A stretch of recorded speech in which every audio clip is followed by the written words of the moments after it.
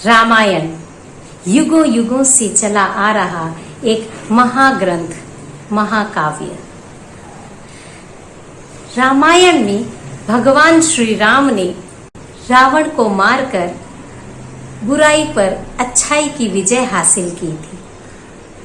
पाप से पुण्य जीता। तीनों लोकों को जीतने की शक्ति रखने वाले रावण को एक साधारण से मनुष्य से हार माननी पड़ी। बड़ा असंभव सा लगता था, लेकिन ऐसा हुआ।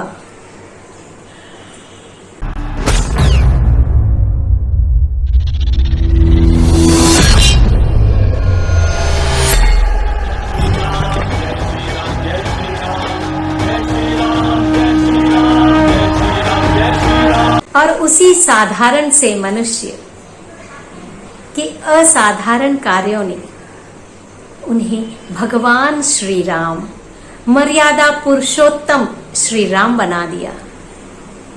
उन्हीं मर्यादा पुरुषोत्तम श्री राम के जन्मोत्सव को हम राम नवमी के रूप में मनाते हैं।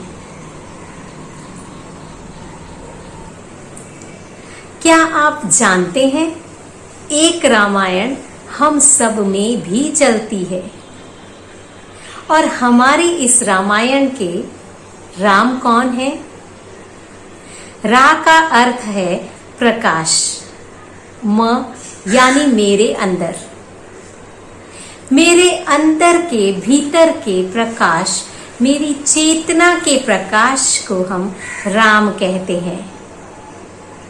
और जिस दिन हमारी चेतना पूर्णतः प्रकाशमय हो जाएगी, सारे अनावरणों से अनावृत हो जाएगी, उस दिन हमारे अंदर जन्म होगा हमारे राम का।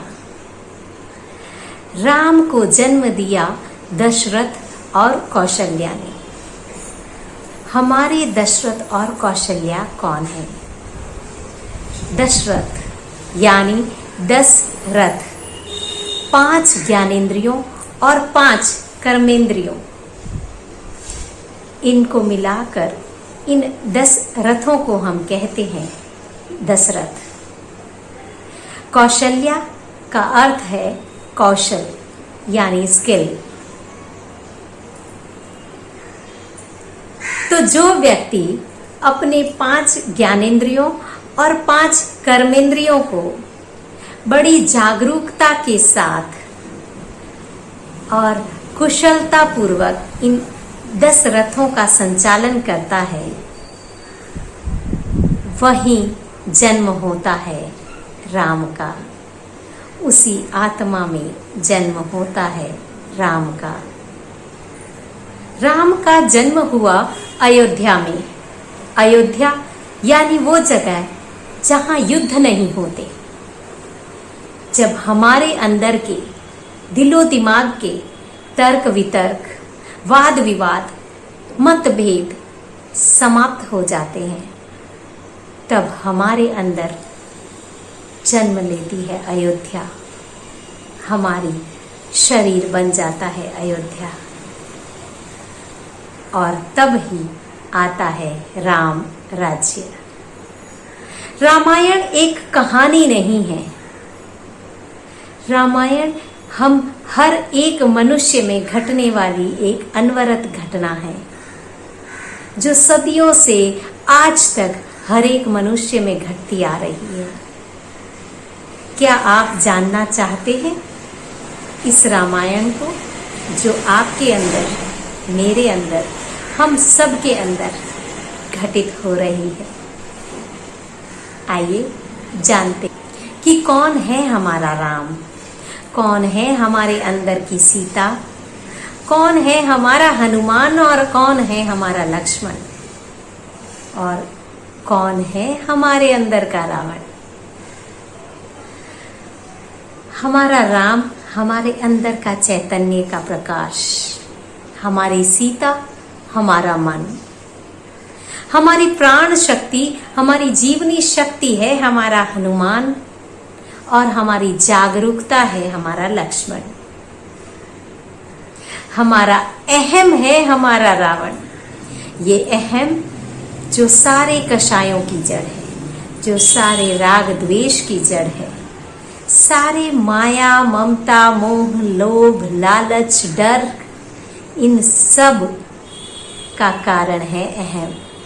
ये सब सर हैं उस रावण के। जिस तरह जब भगवान श्री राम की पत्नी सीता का रावण ने हरण कर लिया था, तब राम बड़े अशांत हो गए थे।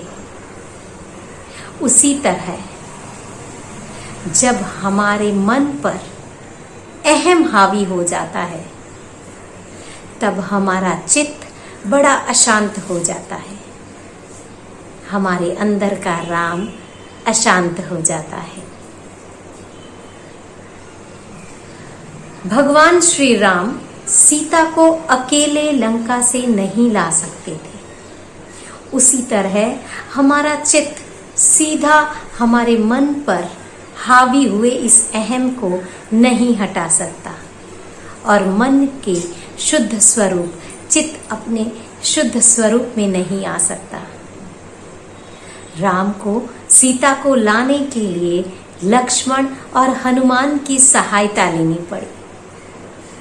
हमें भी हमारे मन को अपने पूर्ण स्वरूप में, अपने स्वाभाविक स्वरूप में लाने के लिए हमारी श्वासों और जागरूकता की जरूरत पड़ती है। जब हम जागरूकता पूर्वक अपनी श्वासों को देखते हैं, तो धीरे धीरे हमारा मन शांत होने लगता है, और जब हमारा मन पूर्ण शांत हो जाता है, तब हमें अनुभव होता है अपने चित्त का, अपने चैतन्य का। और यही होता है राम और सीता का पुनर्मिलन। जब हमारे अंदर का अहम पूरी तरह से शांत हो जाता है, मिट जाता है, तब रावण का नाश होता है और तब मनाते हैं हमारे अंदर दशहरे को।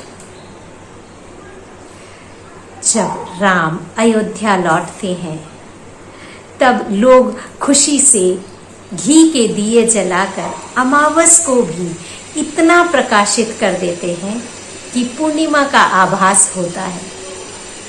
उसी तरह जब हमारा चैतन्य अहम के अंधकार से, अहम के आवरण से मुक्त हो जाता है और मन शांत होता है, चित्त का मन से मिलन होता है, तब हमारा चैतन्य पूर्ण प्रकाशित हो जाता है, अपने स्वाभाविक स्वरूप में आ जाता है, और तब होती है हमारे अंदर के अंधकार पर हमारे प्रकाश की विजय, और यही होती है हमारी दिवाली।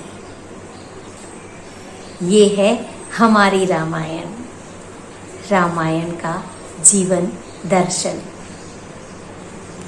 आप सभी को रामनवमी की हार्दिक शुभकामनाएं।